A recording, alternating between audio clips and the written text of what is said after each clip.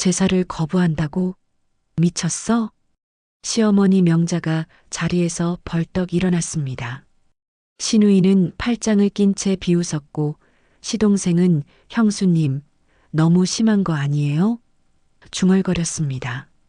남편 도윤은 고개를 숙인 채 한마디도 하지 않았습니다. 하은은 노트북 화면을 벽에 쏘았습니다. 가족 의뢰 운영 제안서 마이너스 노동 분담표 비용 n분의 1 거부시 제사 중단. 아버님 제사를 그따위로 해? 너 정신이 있는 거야. 그따위가 아닙니다. 15시간 조리, 70만 원 재료비, 설거지 3시간. 전부 제가 혼자 했습니다.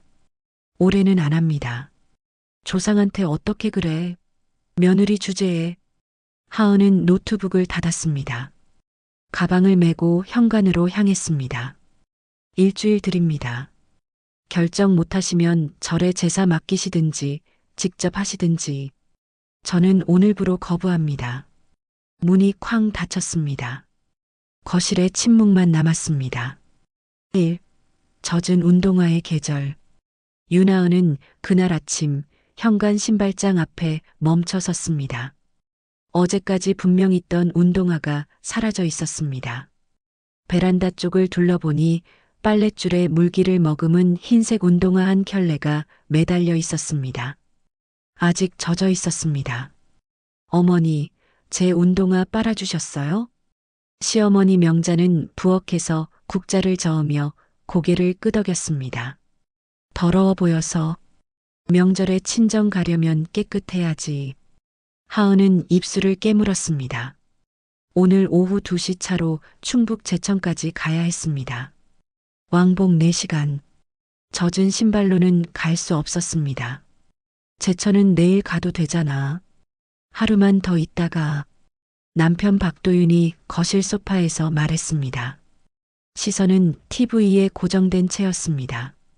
하은은 그의 얼굴을 봤습니다. 37세, 장남, IT 기업 과장. 결혼 4년 차. 그는 언제나 이랬습니다. 갈등이 생기면 하루만 더, 조금만 더, 이번만이라는 말로 시간을 늘렸습니다. 하은은 대답 대신 휴대폰을 꺼냈습니다. 캘린더 앱을 열고 오늘 날짜에 메모를 입력했습니다. 4시간 강탈 사건 해시태그일 마이너스 운동화 세탁 사건. 저장 버튼을 누르는 손끝이 차가웠습니다. 윤하은 34세. 수원 메탄동 아파트 24평에 삽니다. 결혼 전에는 사회복지를 전공했습니다. 복지관에서 2년 일했고 임신과 육아로 경력이 끊겼습니다. 지금은 집에서 디저트를 만듭니다. 타르트와 마들렌을 굽고 동네 카페에 납품합니다. 한 달에 70만 원 정도 벌립니다. 그녀는 기록하는 사람입니다. 가계부도 쓰고 일정도 정리하고 대화 내용도 메모합니다. 대학 시절부터 그랬습니다. 복지관에서 사례 기록을 작성할 때도 칭찬받았습니다. 정리를 잘하네요. 상사가 그렇게 말했습니다. 결혼 후 그 습관은 생존 도구가 됐습니다. 시댁은 경기 남부 장유리에 있습니다. 차로 40분 거리. 명절이면 왕복 2~3번씩 오갔습니다. 시어머니 명자는 혼자 삽니다. 시아버지는 5년 전 돌아가셨습니다. 시누이 둘은 미국과 부산에 삽니다. 명절에도 안 옵니다. 그래서 장남 며느리인 하은이 모든 걸 감당했습니다. 제사상 준비, 설거지, 청소, 음식 포장, 그리고 명자의 외로움까지. 그날 저녁 하은은 친정에 가지 못했습니다. 운동화는 밤까지 마르지 않았습니다. 도윤은 내일 아침 일찍 가면 되지라고 말했습니다. 하은은 대답하지 않았습니다. 대신 노트북을 켜고 구글 캘린더를 열었습니다. 다음 명절 일정을 입력했습니다. 시댁 도착 시각, 출발 시각, 귀가 시각. 모두 남편과 공유 설정을 걸었습니다. 그리고 새 폴더를 하나 만들었습니다. 이름은 경계 기록이었습니다. 첫 번째 파일에는 이렇게 적혔습니다. 원칙 1 내 일정은 타인이 바꿀 수 없다. 원칙 2동이 없는 친절은 침해다. 원칙 3의 P는 더 이상 답이 아니다. 하은은 저장 버튼을 눌렀습니다. 화면이 깜빡이며 파일이 저장됐습니다. 창밖은 어두웠습니다. 아파트 단지 가로등이 하나씩 켜지고 있었습니다. 그녀는 알고 있었습니다. 이 기록들이 언젠가 무기가 될 거라는 걸. 아직은 조용했지만 폭풍은 이미 시작되고 있었습니다. 휴대폰이 울렸습니다. 시어머니 명자였습니다. 하은아, 내일 아침 일찍 와. 친정 가기 전에 국 끓여놓고 가야지. 하은은 숨을 들이쉬었습니다. 그리고 차분하게 답했습니다. 어머니, 내일은 친정 일정이 있습니다. 국은 미리 끓여드릴게요. 에이, 뭐가 그리 바빠. 하루만 더 있다 가면 되잖아. 하은은 통화를 끊었습니다. 캘린더에 또 한 줄을 적었습니다. 4시간 강탈 사건 해시태그이 마이너스 친정 방문 지연 요구. 날짜와 시간, 발언 내용까지 기록했습니다. 그녀는 더 이상 참지 않기로 했습니다. 외로움은 며느리의 연료가 아니었습니다. 효도는 자기 시간을 갈아넣는 게 아니었습니다. 그녀는 이제 막 그 사실을 배우기 시작했습니다. 다음 명절까지 석 달이 남아 있었습니다.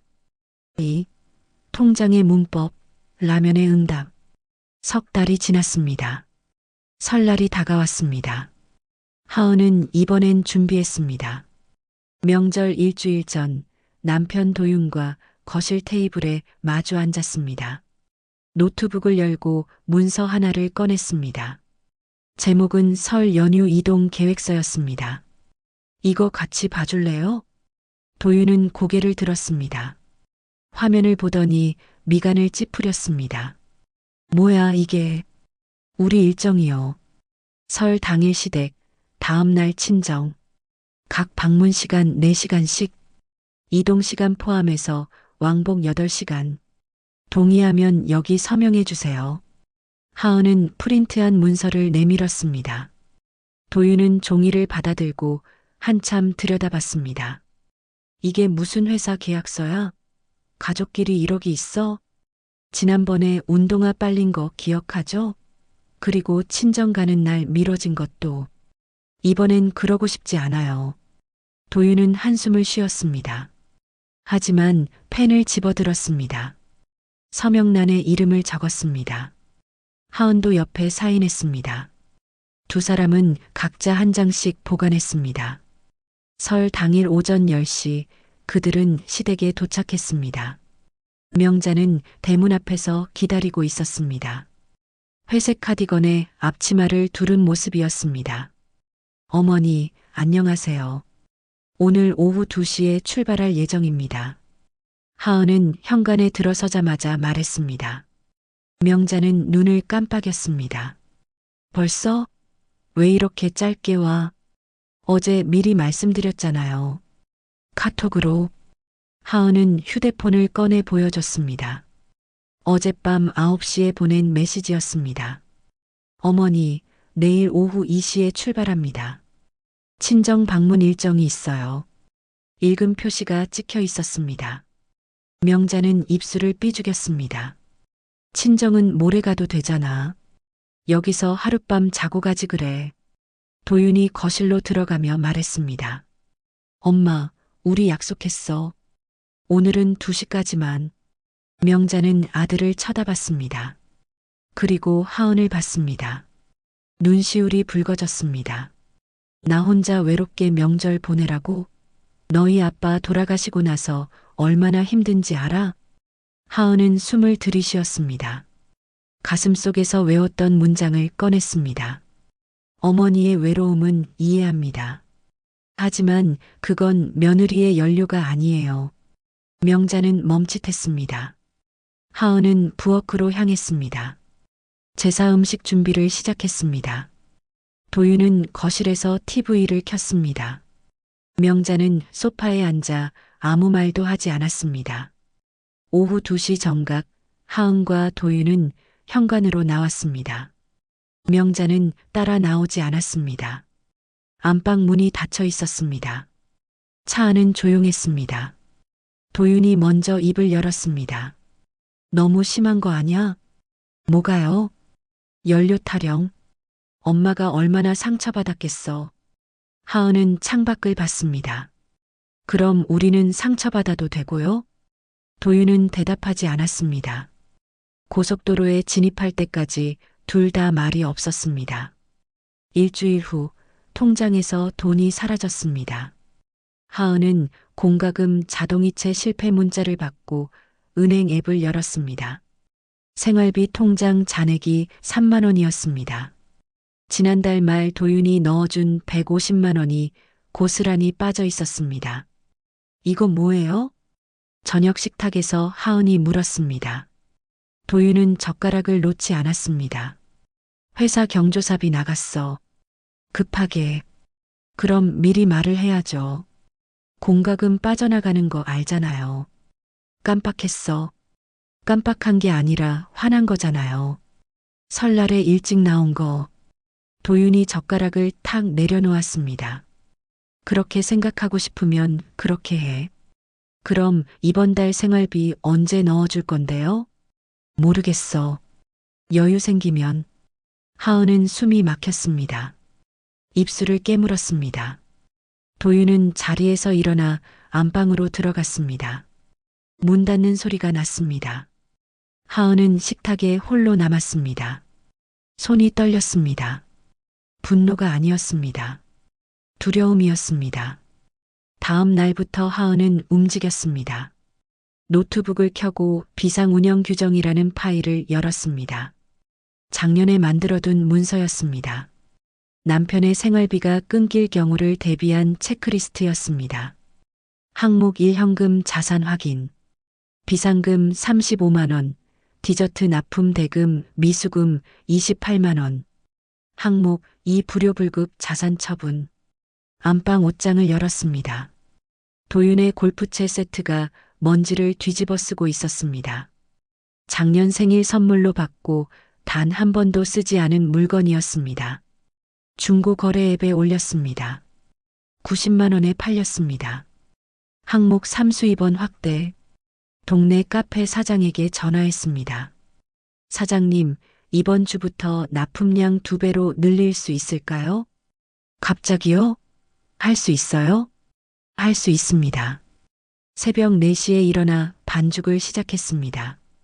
오븐에서 타르트가 구워지는 동안 마들렌 반죽을 준비했습니다.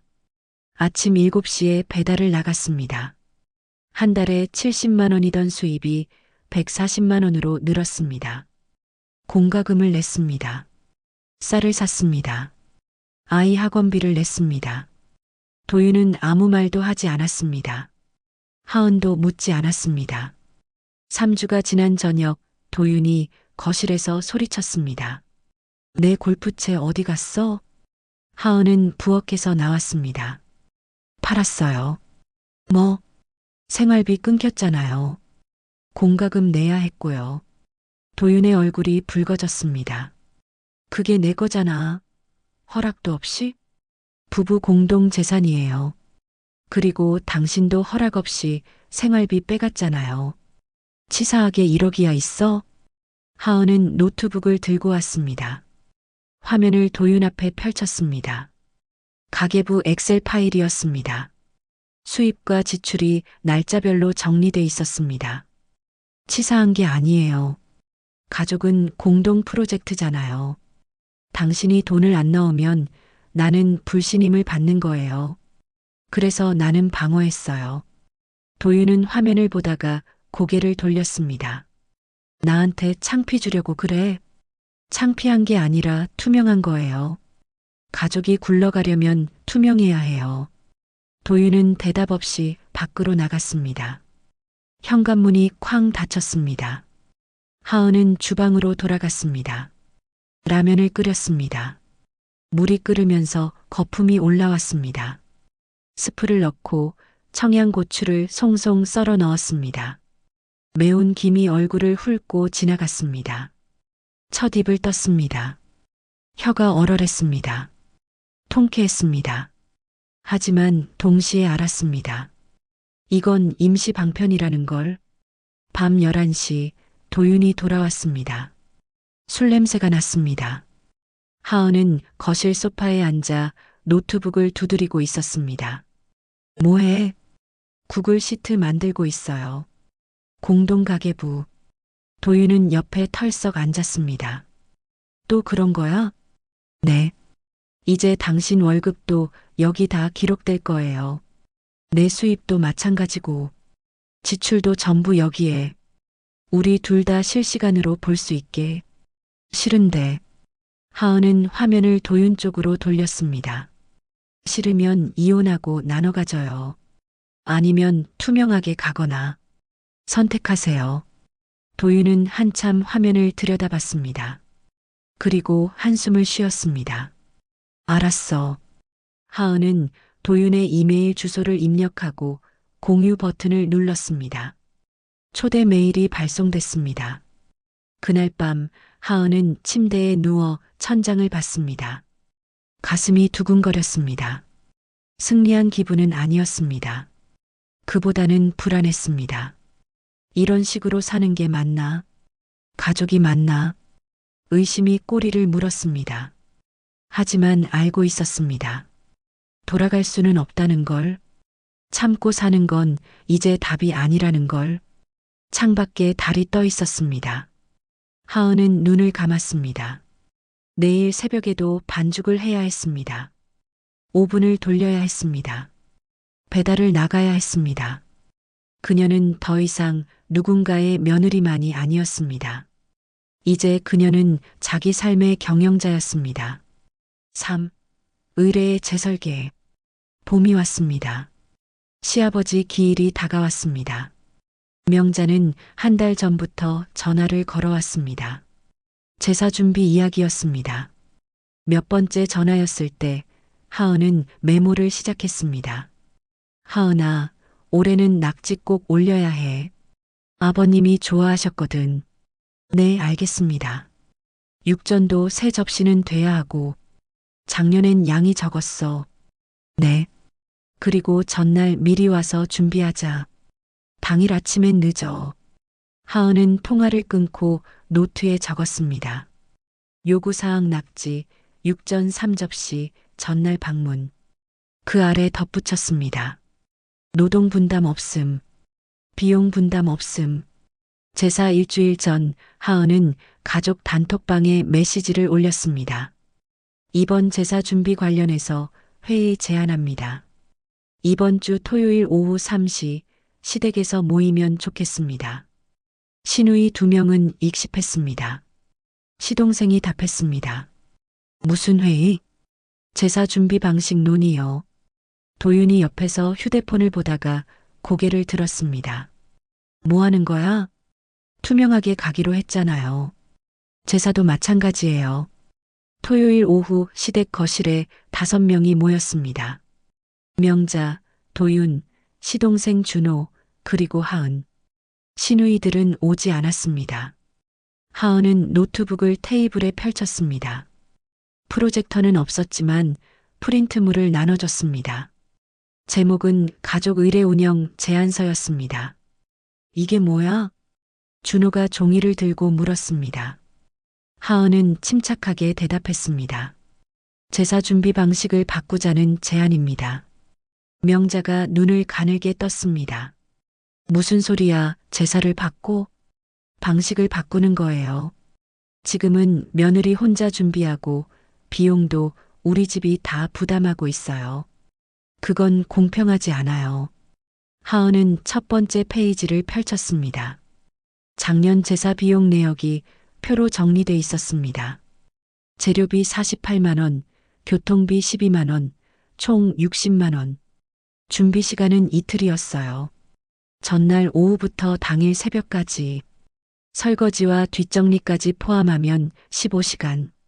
준호가 중얼거렸습니다. 그래도 원래 그렇게 하는 거 아니야? 하은은 그를 똑바로 봤습니다.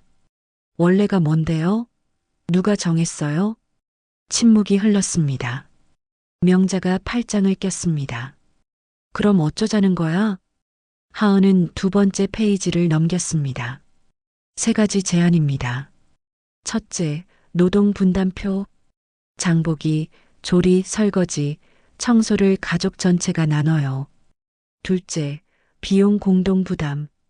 형제자매가 n분의 1로 나눠서 내요. 셋째, 의뢰 최소화. 제사 음식을 절반으로 줄이거나 아예 절에 맡기는 방안도 검토해요. 명자가 자리에서 일어났습니다. 미쳤어? 아버님 제사를 그따위로 해? 그따위가 아니에요. 지속 가능하게 하자는 거예요. 지속 가능? 너 지금 제사를 사업으로 보냐? 하은은 숨을 들이쉬었습니다.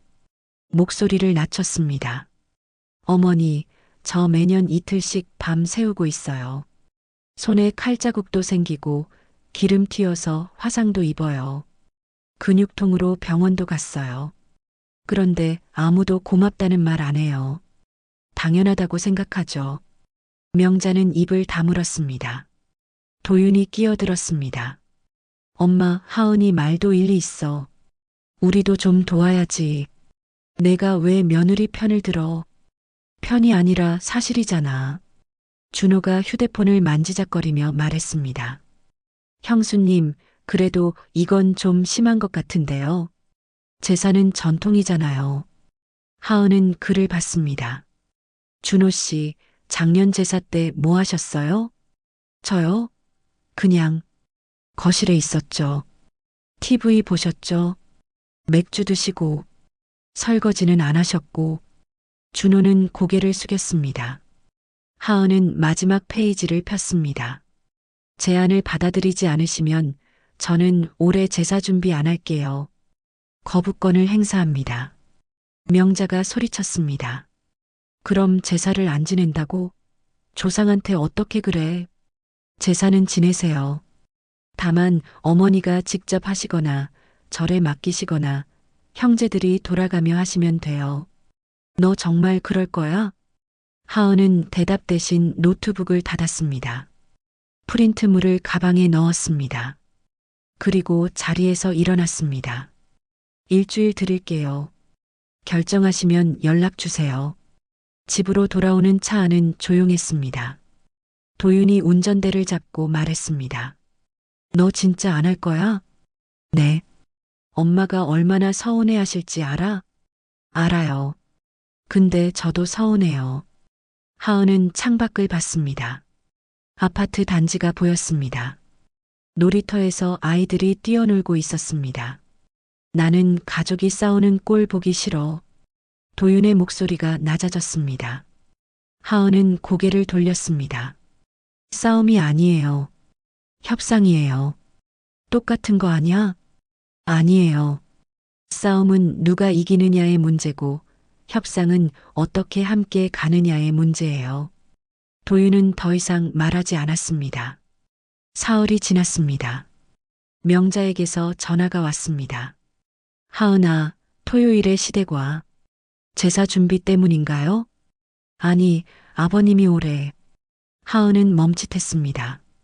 시아버님이요? 응. 아버님이 너 보자셔. 전화가 끊겼습니다. 하은은 휴대폰을 내려다봤습니다. 가슴이 쿵쾅거렸습니다. 토요일 오후 시댁 안방에 명자와 하은, 그리고 도윤이 앉았습니다. 명자는 서랍에서 낡은 장부를 꺼냈습니다. 아버님이 살아계실 때 쓰시던 거야.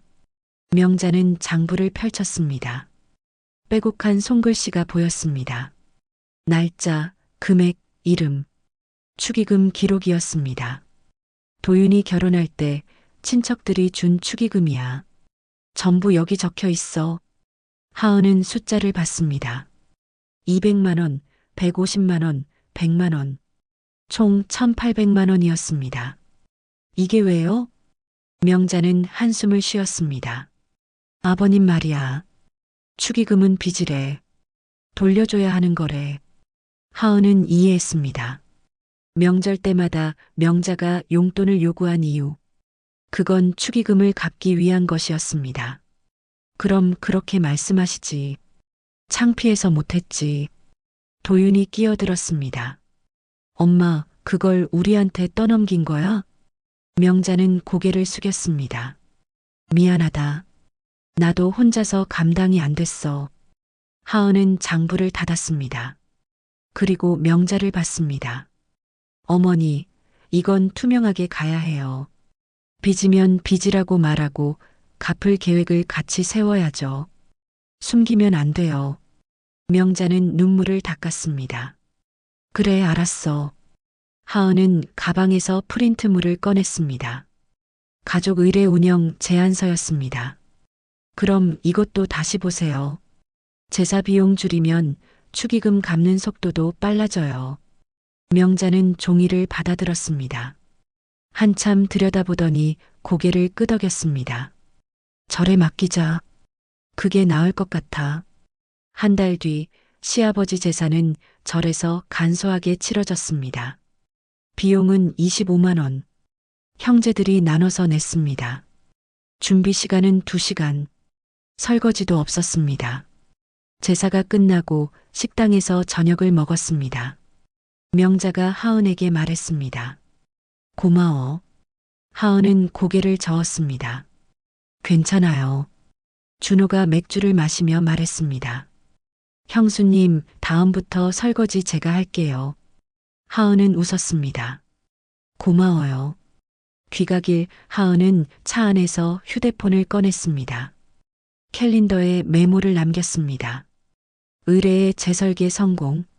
제사 비용 60만 25만. 준비 시간 15시간 2시간. 그리고 덧붙였습니다. 하지만 축의금 문제는 여전히 남아있음. 1,800만 원. 계획 필요. 창밖에 가로등이 지나갔습니다. 하은은 눈을 감았습니다. 싸움은 끝나지 않았습니다. 다만 이제 규칙이 생겼습니다. 그리고 그 규칙은 그녀가 만든 것이었습니다. 상처의 이름을 바꾸다. 여름이 왔습니다. 하은은 임신 8주였습니다. 입덧이 심했습니다. 아침마다 화장실에서 토했습니다. 냉장고 냄새만 맡아도 속이 뒤집혔습니다. 디저트 일은 잠시 중단했습니다. 명자는 매일 전화했습니다. 하은아, 미역국 끓여줄까? 괜찮아요, 어머니. 입덧에는 매실차가 좋대. 내가 가져다 줄게. 정말 괜찮습니다. 명자는 들은 척도 하지 않았습니다. 다음 날 현관 앞에 매실청 2병이 놓여 있었습니다. 초인종 영상을 확인했습니다. 명자였습니다. 무단 방문이었습니다. 하은은 도윤에게 말했습니다. 어머니한테 말해줘요. 미리 연락하고 오시라고. 에이, 그 정도는 괜찮잖아.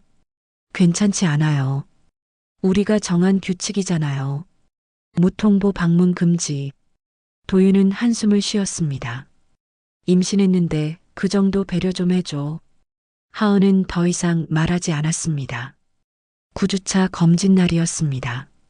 산부인과 진료실에서 하은은 모니터를 봤습니다. 의사는 오래 화면을 들여다봤습니다. 심박동이 안 보이네요. 하은의 손이 차가워졌습니다. 그게 무슨 유산 가능성이 있어요. 일주일 후에 다시 오세요. 귀가길 하은은 아무 말도 하지 못했습니다. 도윤도 침묵했습니다. 차 안은 무거웠습니다. 집에 도착해서 현관문을 여는데 명자가 안에 있었습니다. 어머니, 깜짝 선물. 미역국 끓여놨어. 하은은 신발을 벗었습니다. 부엌에 큰 냄비가 있었습니다. 명자는 앞치마를 두르고 웃고 있었습니다. 열쇠는 어떻게 해? 도윤이가 줬지. 예전에. 하은은 도윤을 봤습니다. 그는 고개를 숙였습니다. 잠깐만요. 하은은 안방으로 들어갔습니다. 문을 닫았습니다. 침대에 앉았습니다. 숨이 막혔습니다. 눈물이 났습니다.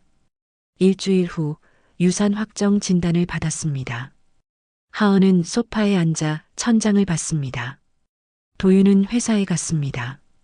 명자가 전화했습니다. 하은아, 괜찮아? 네. 이런 일도 있는 거야. 너무 상심하지 마. 하은은 대답하지 않았습니다. 그런데 말이야. 명자의 목소리가 낮아졌습니다. 혹시 내가 무리한 거 아냐? 디저트 일하면서 밤늦게까지 일하고. 하은은 전화기를 귀에서 떼었습니다. 스피커폰으로 전화했습니다. 무슨 말씀이세요? 아니, 그냥 임신했으면 좀 쉬었어야지. 돈 버는 것도 좋지만 아기가 먼저잖아. 어머니, 지금 제 탓이라는 거예요? 탓이 아니라 걱정이지. 다음엔 조심해야지. 하은은 전화를 끊었습니다. 휴대폰을 소파에 던졌습니다. 비명을 지르고 싶었습니다. 하지만 참았습니다. 저녁, 도윤이 돌아왔습니다. 명자도 따라 들어왔습니다. 어머니, 내가 혼자 있을까봐 걱정돼서. 명자는 부엌으로 가서 냄비를 꺼냈습니다. 하은은 도윤을 봤습니다. 모셔왔어요? 엄마가 오시겠다는데 어쩌겠어. 저녁 식탁에 셋이 앉았습니다. 명자가 국을 떠서 하은 앞에 놓았습니다. 많이 먹어. 기운 차려야지. 하은은 숟가락을 들지 않았습니다. 어머니, 오늘 전화해서 한 말 기억하세요? 명자는 멈칫했습니다. 무슨 말? 제가 무리해서 유산했다고 하셨잖아요. 아니, 그게 아니라. 그게 맞잖아요. 제 탓이라고 생각하시는 거. 명자는 젓가락을 내려놓았습니다. 하은아, 오해야. 나는 내 건강을 생각해서. 오해가 아니에요. 어머니는 항상 그러세요. 뭔가 잘못되면 며느리 탓. 명절에 일찍 가도 탓. 제사 방식 바꿔도 탓. 이제 유산도 탓. 도윤이 끼어들었습니다. 하은아, 엄마가 그런 뜻으로 한 말이 아니야. 하은은 도윤을 똑바로 봤습니다. 그럼 무슨 뜻이에요? 어머니 말 그대로잖아요. 내가 일 때문에 애를 잃었다는 거. 명자가 소리쳤습니다. 내가 언제 그랬어? 오늘 오전 11시 12분. 통화 녹음 있어요. 하은은 휴대폰을 꺼내 재생 버튼을 눌렀습니다. 명자의 목소리가 흘러나왔습니다. 혹시 내가 무리한 거 아냐? 디저트 일하면서 밤늦게까지 일하고. 거실이 조용해졌습니다. 명자의 얼굴이 굳었습니다. 너 나를 녹음했어? 증거 확보했어요. 어머니가 뭐라고 하실지 알았거든요. 명자는 자리에서 일어났습니다. 이게 며느리가 할 짓이야? 며느리가 아니라 사람이에요. 저도 사람이고 상처받아요. 그리고 그 상처에 이름을 붙일 권리가 있어요. 명자는 가방을 집어들었습니다. 도윤아, 너도 가만히 있을 거야? 내 엄마한테 이러는데? 도윤은 입을 열지 못했습니다. 명자는 현관으로 나갔습니다. 문이 쾅 닫혔습니다. 다음 날 하은은 산부인과를 다시 찾았습니다. 원장실에 앉았습니다. 원장님, 유산 원인이 뭔가요? 원장은 차트를 펼쳤습니다. 염색체 이상일 가능성이 높아요. 초기 유산의 70%가 그래요. 제가 무리해서 그런 건 아니고요. 아니에요. 일상적인 활동은 유산과 무관해요. 확실해요? 네.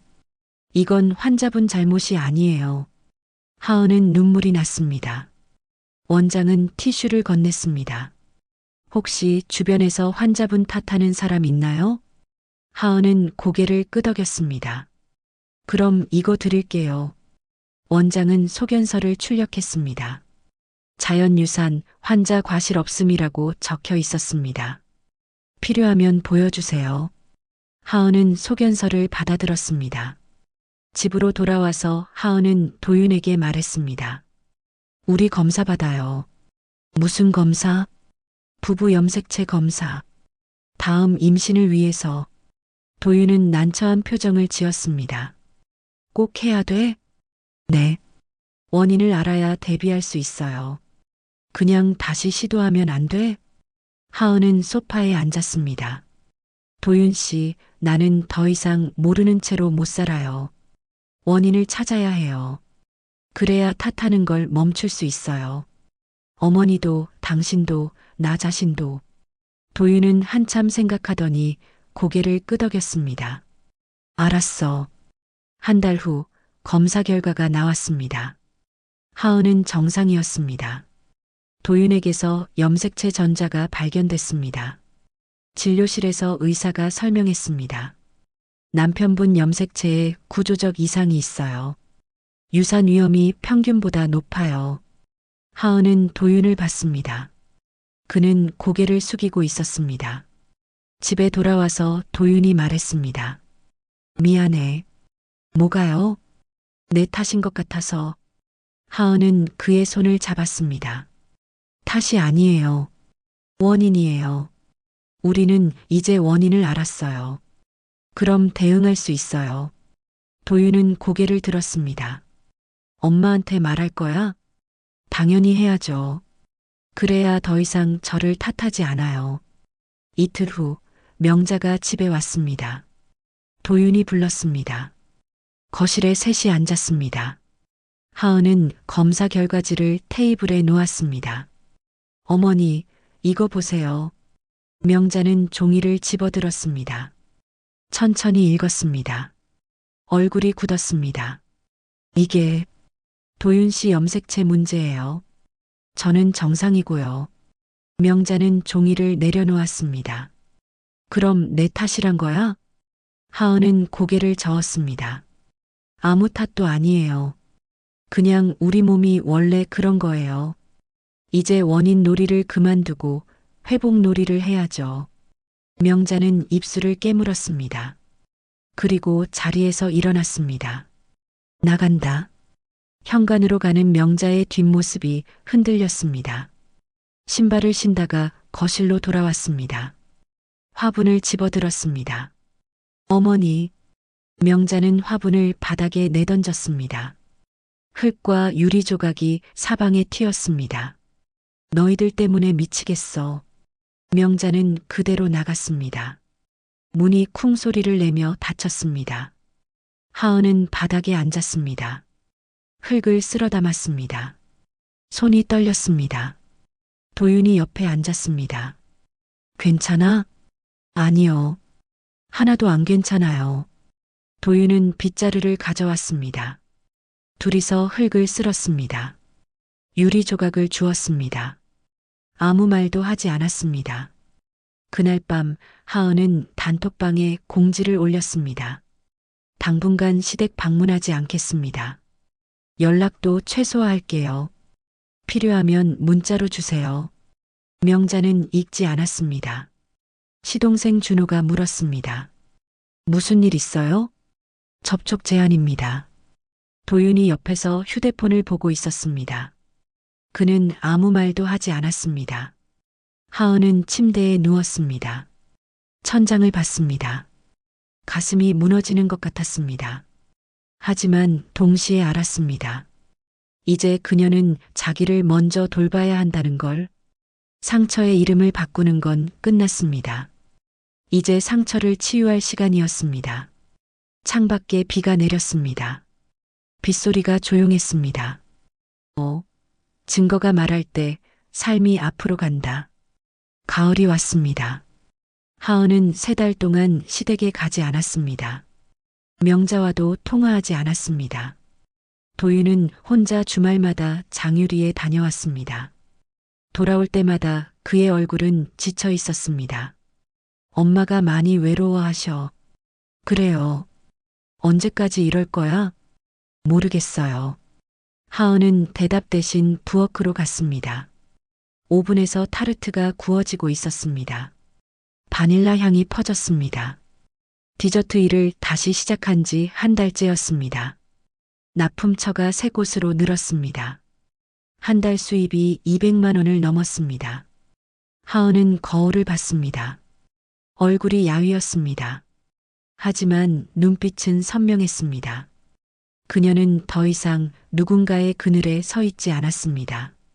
어느 날 저녁 도윤이 늦게 들어왔습니다.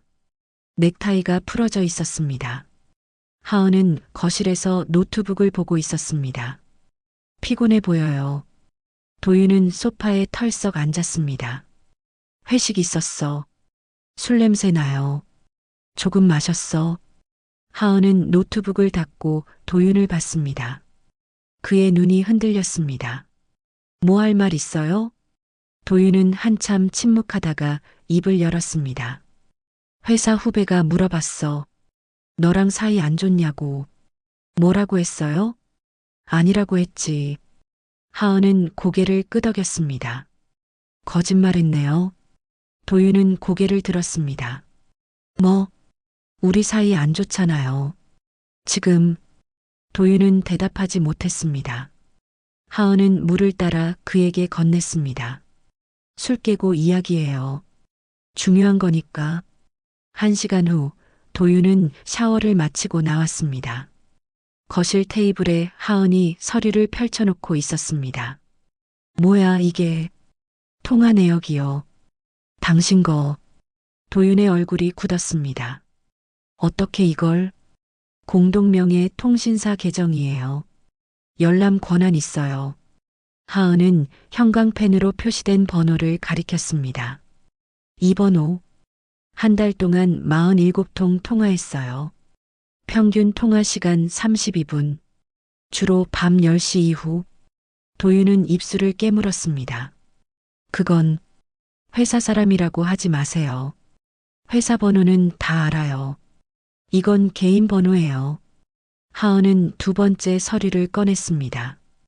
카드 사용 내역이었습니다. 지난달 23째 이태원 레스토랑 12만 원.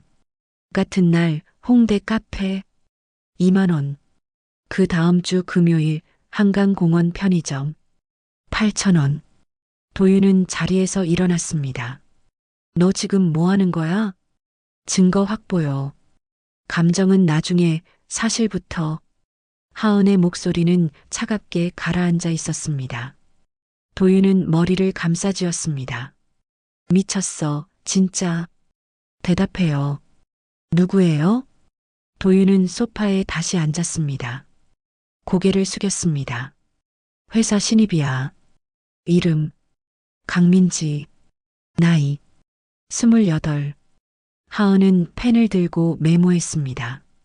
손이 떨렸지만 글씨는 똑바로 써졌습니다. 사귀는 거예요? 아니. 그럼 뭐예요? 그냥 이야기 좀 했어. 편했어? 하은은 펜을 내려놓았습니다. 나랑은 안 편해요? 도윤은 대답하지 않았습니다. 요즘 너 무서워. 하은은 웃음이 났습니다. 비웃음이 아니라 허탈한 웃음이었습니다. 내가 무서워서 다른 여자한테 간 거예요? 그게 아니라. 그럼 뭔데요? 도윤은 소리를 질렀습니다. 너 달라졌어. 예전엔 안 그랬잖아. 조용하고 착하고 내 말 잘 들었잖아. 근데 지금은 뭐야? 증거, 기록, 규칙. 집이 법정 같아. 하은은 멈춰섰습니다. 가슴이 내려앉았습니다. 그리고 동시에 명확해졌습니다. 그래요. 나 달라졌어요. 안 달라질 수가 없었어요. 내 시간 빼앗기고, 내 돈 감춰지고, 내 몸 탓당하는데 어떻게 안 달라져요? 도윤은 고개를 돌렸습니다. 나도 힘들어. 나도 힘들어요. 근데 나는 도망 안 쳤어요. 하은은 서류를 정리했습니다. 파일에 넣고 서랍에 넣었습니다. 일주일 드릴게요. 생각 정리하세요. 우리 관계 계속할 건지 아니면 끝낼 건지. 너 진심이야? 네. 도윤은 아무 말도 하지 못했습니다. 하은은 안방으로 들어갔습니다. 문을 잠갔습니다. 침대에 누웠습니다. 눈물이 났습니다. 조용히 소리 없이 흘렀습니다. 일주일 후 도윤이 선택을 말했습니다. 계속하고 싶어? 조건 있어요. 뭔데? 부부 상담 받아요. 매주 한 번, 석 달. 도윤은 망설이다가 고개를 끄덕였습니다. 알았어. 하은은 핸드폰을 꺼냈습니다. 상담센터 전화번호를 보여줬습니다. 지금 전화해요. 당신이 직접. 도윤은 전화를 걸었습니다. 하은은 그 모습을 지켜봤습니다. 예약이 잡혔습니다. 다음 주 목요일 오후 7시. 고마워요. 하은의 목소리는 여전히 차가웠습니다. 하지만 조금 누그러졌습니다. 같은 시기 하은은 다른 결정을 내렸습니다. 아들 신우가 학교에서 시험지를 가져왔습니다. 수학 98점, 전교 3등이었습니다. 신우는 웃으며 말했습니다. 엄마, 학원 보내줘. 친구들 다 다녀. 하은은 신우를 앉혔습니다. 신우야, 왜 학원 가고 싶어? 1등 하고 싶어요. 1등 하면? 신우는 멈칫했습니다. 그냥요. 1등이 좋잖아요.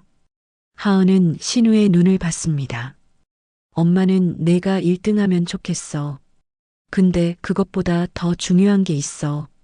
뭔데요? 내가 좋아하는 걸 찾는 거. 그걸 잘하는 거. 하은은 신우와 함께 일주일 동안 실험을 했습니다. 학원 대신 도서관에서 책을 빌렸습니다. 공룡도감, 우주과학책, 로봇 만들기. 신우는 로봇에 빠졌습니다. 엄마, 나 이거 진짜 재밌어요. 하은은 웃었습니다. 그럼 로봇 배우자. 학원 말고 집에서. 신우와 하은은 매주 토요일 오전 로봇 키트를 조립했습니다. 유튜브로 강의를 들었습니다. 실패하고 다시 시도했습니다.